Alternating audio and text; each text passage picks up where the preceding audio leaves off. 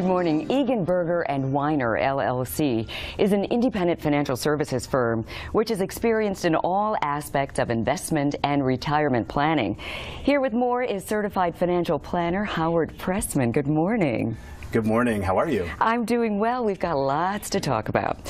When it comes to financial planning, I'm sure you've seen it all. People get all freaked out when things happen in the news. Let's talk about that a little bit. What would you say are the four most dangerous words? So, this takes me back to a lecture that one of my business professors gave, and obviously this is a long time ago. Not so obvious. Thank you. But, according to him, the four most dangerous words were, "This time it's different." So I've always tried to keep that in mind as a way to provide context around things that are happening. So I was really reminded of it very recently when we went through the federal government shutdown. Obviously, there was a lot of people who were concerned. People were scared. They were questioning the direction of our country. They were questioning, our politicians and even some of our clients. So what I decided to do was to write a paper for our website to go back in history and take a look at the stock market and events that were occurring at the same time. So I started with August 8th of 1974, which was the day before Richard Nixon resigned, and I chose that point in time specifically because I felt that that was another time where angst about our politics and politicians were at a high point. So at that time, the Standard & Poor's 500 stock index opened up at 81.57.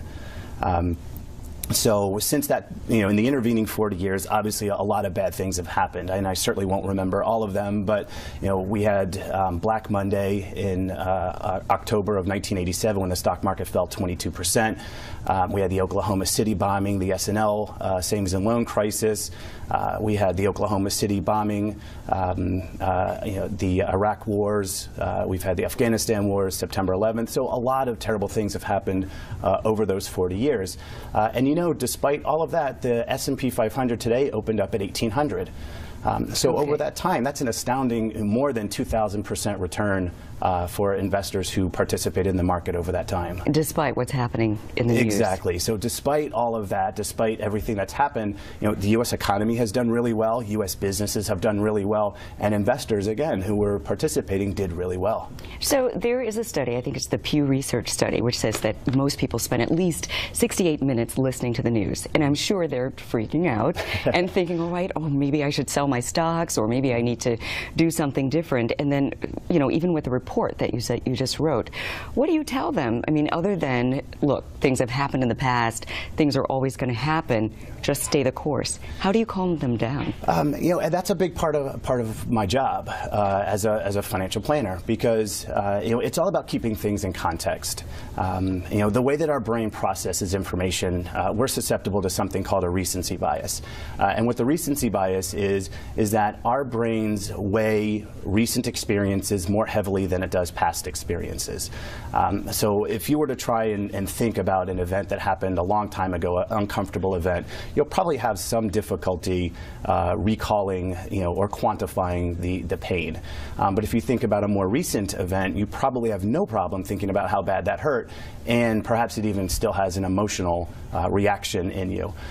So our brain is really blowing these things out of proportion, more than what they really are. And then you combine that with our fight versus flight response that, again, is ingrained into our brains and our subconscious. That part of our body is saying, we have to take action. I perceive a threat to our well-being. We've got to take action.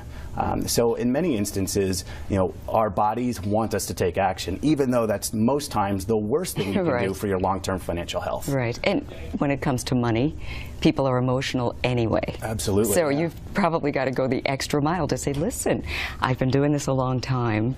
Just relax and stay the course. Yeah, and again, a big part of the job is to help people keep their emotions in check.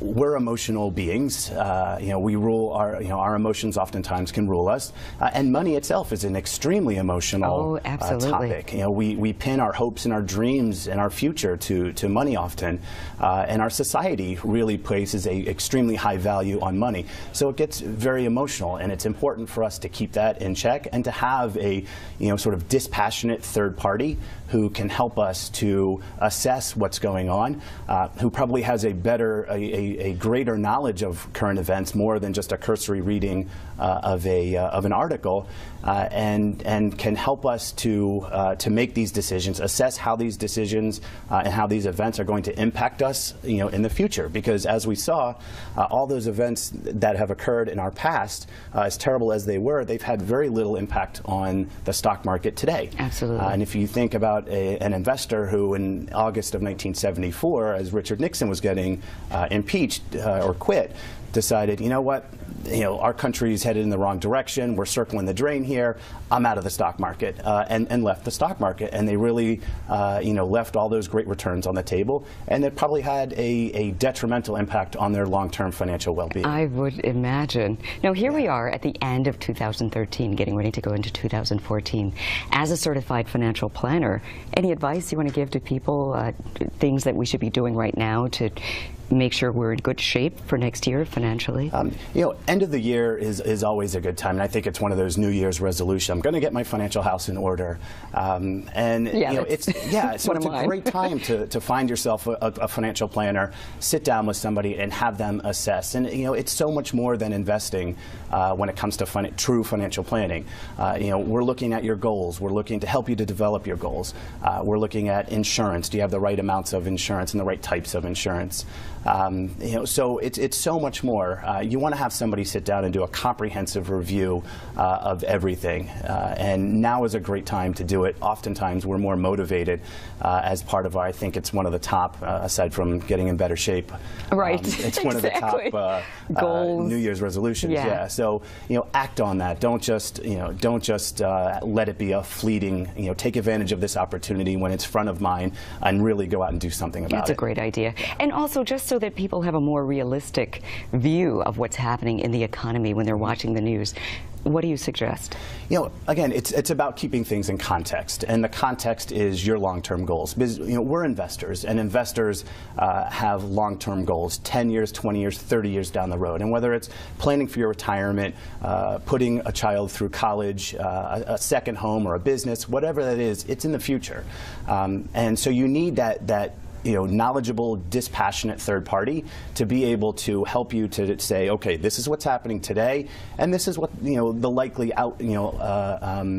impact is going to be on your longer-term goals, and trying to keep it, because as we saw before, the events that are occurring today really are going to have very little, if any, impact on the long-term future. And if you take actions on that, it may be detrimental to your long-term financial health. That's good advice. Howard, thank you very much for joining us this morning. We look forward to seeing you the next time. You're very welcome. Happy holidays. Happy holidays to you, too. And we'll have more Let's Talk Live coming up right after this break.